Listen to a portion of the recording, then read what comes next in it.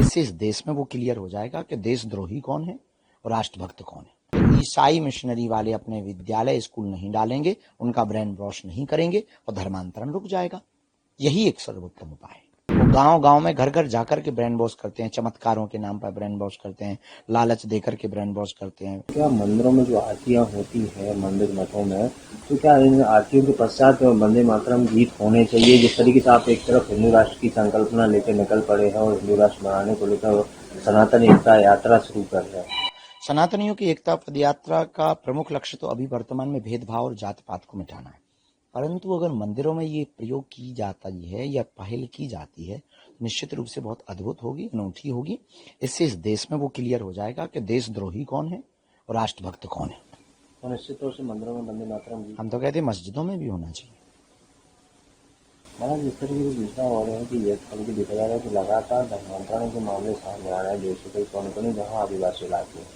तो ऐसे धर्मांतरण इन दिनों बहुत बड़ा मुद्दा बना हुआ है। तो ऐसे में इस तरह की यात्रा चल रही है जिसमें धर्मांतरण को लेकर आप किस नजर? देखिए, ये बहुत बड़ा विषय तो है कि धर्मांतरण है, पर कारण क्या है ये भी बहुत बड़ा विषय है।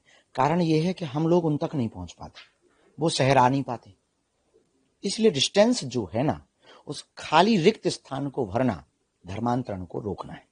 रिक्त स्थान कैसे भरेगा? हमें उनके बीच में उत्सव में जाना पड़ेगा, उनके बीच में कथाओं के लिए जाना पड़ेगा, उनको मंचों पर बुलाना पड़ेगा, उनका सम्मान उनका बरकरार रखना पड़ेगा। वोट बैंक के समय पर राजनीति तो राजनेता जाते हैं, गले लगाते हैं, कक्का दादा कहते, फिर भूल जाते हैं।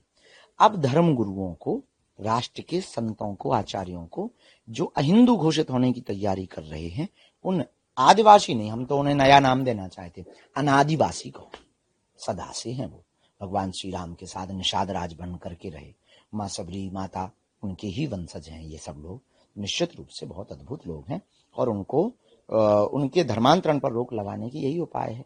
शिक्षा की व्यवस्था की जाए, वहाँ ईसाई मिशनरी वाले स्कूल डाल देते हैं, विद्यालय डाल देते हैं, हॉस्पिटल डाल देते हैं, उनकी मजबूरी है, वहाँ जाते हैं, ब्रेन वॉश करते हैं, तो निश्चित रूप से वो धर्मांतरण होता है। धर्म गुरुओं को, देश की सत्ता के लोगों को उनके बीच उत्सव में सम्मिलित होना पड़ेगा, उनको भी उत्सव में सम्मिलित करवाने के लिए इनवाइट करना पड़ेगा। वहां पर शिक्षा के विद्यालय, गुरुकुलम, स्वास्थ्य की व्यवस्थाएं पर्याप्त मात्रा में अगर दी जाएंगी तो ईसाई मिशनरी वाले अपने विद्यालय स्कूल नहीं डालेंगे, उनका ब्रेन वॉश नहीं करेंगे और धर्मांतरण रुक जाएगा। यही एक सर्वोत्तम उपाय है। जैसे कि छत्तीसगढ़ इलाके भी है, अन्य इलाके हैं, सरकार तमाम योजना देने की बात करते हैं, फिर भी इस तरीके से वो धर्मांतरण कर रहे हैं। उसके पीछे है कि वो उन लोगों की जो श्रृंखला है वो बहुत मजबूत है। वो गांव गांव में घर घर जाकर के ब्रेन वॉश करते हैं, चमत्कारों के नाम पर ब्रेन वॉश करते हैं, लालच देकर के ब्रेन वॉश करते हैं, फिर उनको बुलाते हैं, फिर प्रेयर करवाते हैं, अपने स्कूलों में उनके बच्चों को फ्री मुफ्त पढ़ाते हैं, उसमें भी वो प्रेयर करवाते हैं, यीशु की प्रेयर करवाते हैं। निश्चित रूप से स्वाभाविक रूप से बच्चा मन है, और वो परिवार में आके बताते हैं, फिर लालच देते हैं तो वो कन्वर्टेड हो जाते हैं।